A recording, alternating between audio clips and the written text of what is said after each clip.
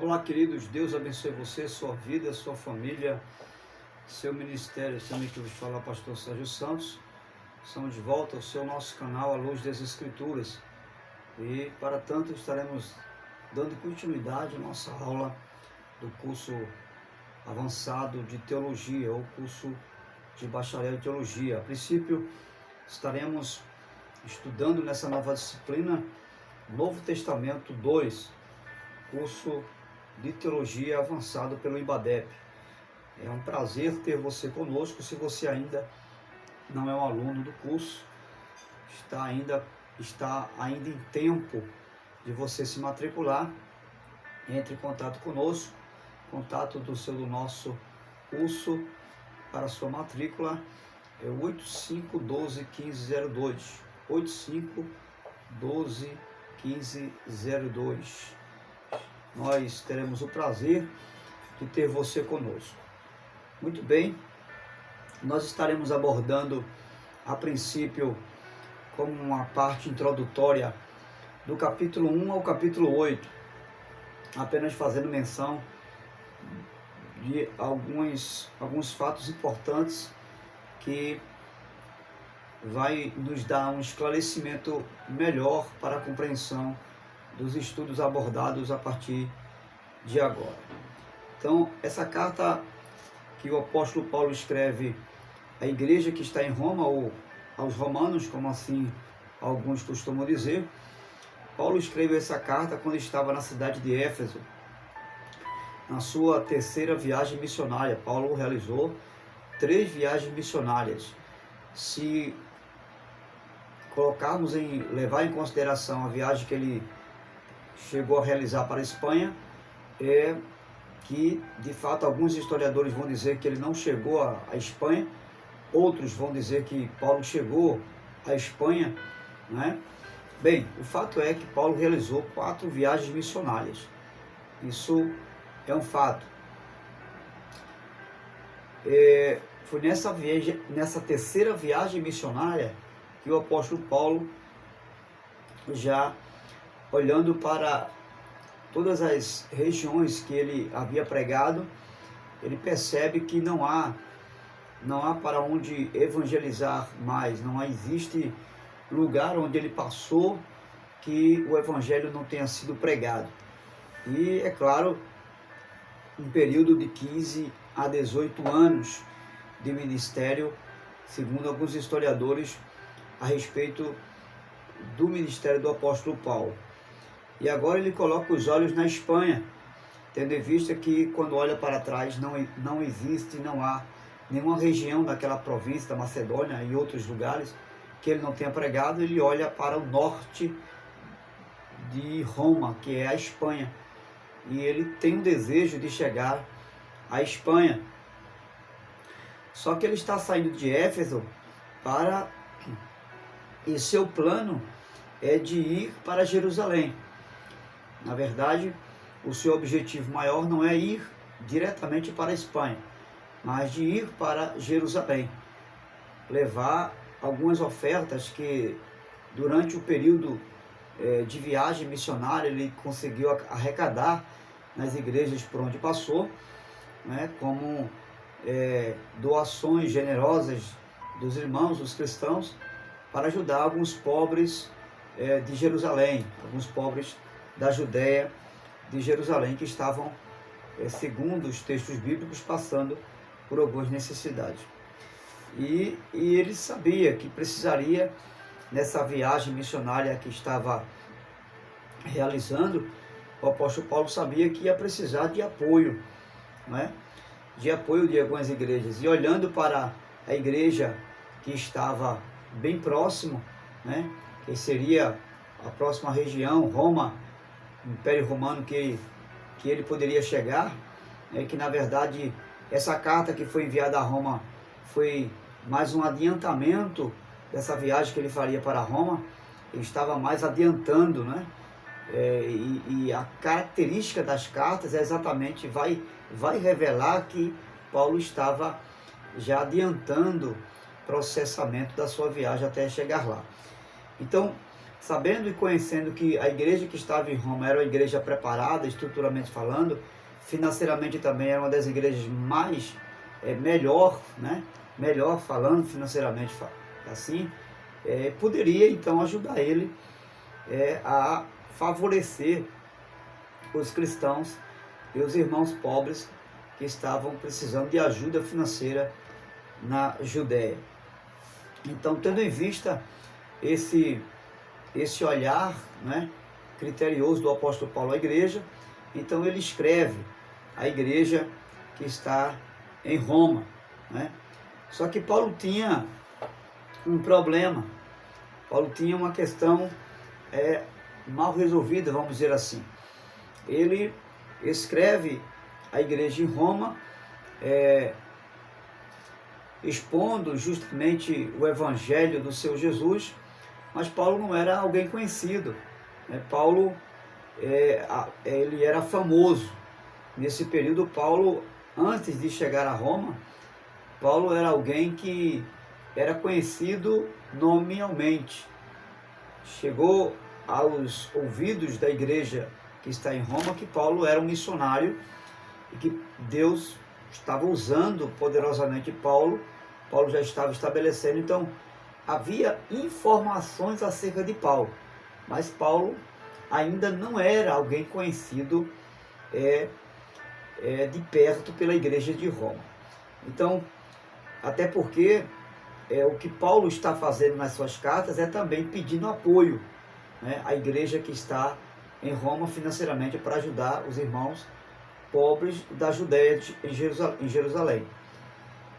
E a igreja só de fato apoiaria um missionário que fosse realmente pregar o evangelho, né? E como a igreja não conhecia Paulo, então Paulo, ele agora vai escrever de forma sistemática, expor o evangelho que ele acreditava, né? Aquele evangelho que ele recebeu do Senhor Jesus, quando ele vai falar sobre a ceia, né? No capítulo 11 de 1 Coríntios, ele vai expor, dizendo que o que recebeu do Senhor é o que também entregou. Então, Paulo vai escrever essa carta de maneira sistemática, com uma exposição extraordinária, né? Porque o caráter da carta aos Romanos é um caráter muito expositivo, sistemático. Ele vai detalhar todo o evangelho e vai expor exatamente aquilo que acredita. Aquilo que ele prega é aquilo que ele acredita. Então Paulo, como não era conhecido, ele usa agora uma exposição detalhada daquilo que ele acredita. Então daí a importância que nós vamos ver dessa carta que é endereçada à igreja que está em Roma. E essa carta é endereçada de maneira bem sistemática. Ele detalha toda fazendo assim toda essa exposição, né, vamos dizer assim, sobre o evangelho do Senhor Jesus. E uma das razões pelas quais Paulo ele vai trabalhar essa carta de maneira sistemática, expositiva, falando sobre circuncisão, tratando sobre o pecado dos gentios, o pecado até mesmo dos judeus, fazendo assim trazendo uma cosmovisão da realidade em que não só a igreja, mas os gentios viviam. Paulo vai escrever dessa forma pelo fato de que ele sabia que em Roma havia muitos judeus que se converteram ao cristianismo, e que ele também sabia, né, que havia muitos boatos a seu respeito. Paulo sabia que havia muita gente falando mal do seu ministério, né, e muitos dizendo que Paulo era um apóstata da fé, né? Chegaram a dizer que Paulo era um falso profeta, era um falso apóstolo, um judeu da dispersão, ou seja, não era um judeu legítimo, né? Muitos chegaram a dizer que Paulo não fez parte do apostolado do Senhor Jesus, por não ter sido nomeado por Jesus, por não ter chegado no período em que Jesus realizou o seu ministério aqui. Então, havia um grupo, né, de pessoas que estavam condenando o ministério do apóstolo Paulo. Havia um grupo que podemos chamar de judaizantes, né? Eram eles que criavam esse tipo de boatos, conhecidos como certos ativistas, né? Que quando Paulo estabelecia uma igreja, eles, na saída do apóstolo Paulo, eles chegavam e iam falar mal a respeito do apóstolo Paulo. Ou seja, eram judeus judeus não cristãos que acreditavam em Jesus, mas diziam que tinha que cumprir a lei de Moisés. Ou seja, era um chove no molho, eles não faziam, mas não deixavam os outros fazer, né? Então esse grupo de pessoas que chegavam e diziam: olha, Paulo, a mensagem dele a respeito de Jesus é verdadeira, mas nós não podemos deixar de cumprir a lei de Moisés.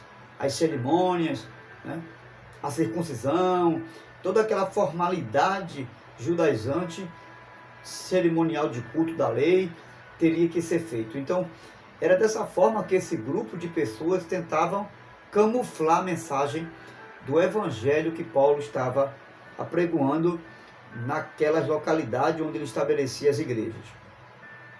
Então, quando Paulo estabelecia as igrejas, eles chegavam e diziam que o evangelho de Paulo, que a salvação era por Jesus Cristo, mas diziam também que eles tinham que cumprir a lei, e que Paulo não tinha uma autoridade do apóstolo, ele não tinha autoridade do apostolado, porque não seria um dos escolhidos de Jesus, né, a exemplo dos 12 que Jesus escolheu. Então Paulo sabia que na hora que ele aparecesse na cidade de Roma, no Império Romano, todos esses questionamentos a respeito dele, do seu ministério, do evangelho que ele pregasse, iria ser questionado. Então, o que ele faz? Então Paulo, ele nessa carta, ele faz uma exposição respondendo a todos esses tipos de questionamento. Ele é alguém precavido, então antes dele chegar lá, ele já envia essa carta justamente preparando eles e dando a eles a resposta que eles estão esperando por parte dele, ok? Então, aqui está o esboço da carta, né? Para a gente ter uma compreensão. O esboço da carta, no capítulo 1, vai falar da perdição dos gentios e que eram os não-judeus. Todos estavam perdidos, né? Paulo vai explicar isso no capítulo 1. No capítulo 2, ele também vai dizer, se dirigindo aos judeus, que embora eles receberam a lei e tiveram todos os privilégios que tiveram, mas também estão debaixo da mesma perdição, da mesma maldição, do pecado e de condenação.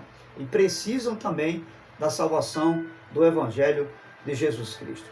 E no capítulo 3, você conhece já o texto, verso 23, Paulo vai dizer que todos os pecados instituídos estão na glória de Deus. Ou seja, Paulo vai encerrar todos, gentios e judeus, todos debaixo dessa mesma condenação. Ou seja, todos estão perdidos, mas Deus oferece salvação a todos.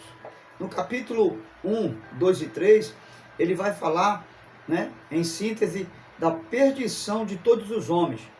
E ele vai trazer, vai fazer alusão à perdição de todos os homens, justamente para trazer base da necessidade da salvação através de Jesus Cristo. No capítulo 4, ele vai falar do exemplo de Davi e de Abraão, né, dos dois judeus que foram salvos pela fé e não pela lei. Então ele dá esse exemplo de dois judeus, Davi e Abraão, e vai falar que eles foram salvos não pela lei, mas pela fé em Jesus Cristo. No capítulo 6, 7, 8, Paulo vai falar sobre a santificação.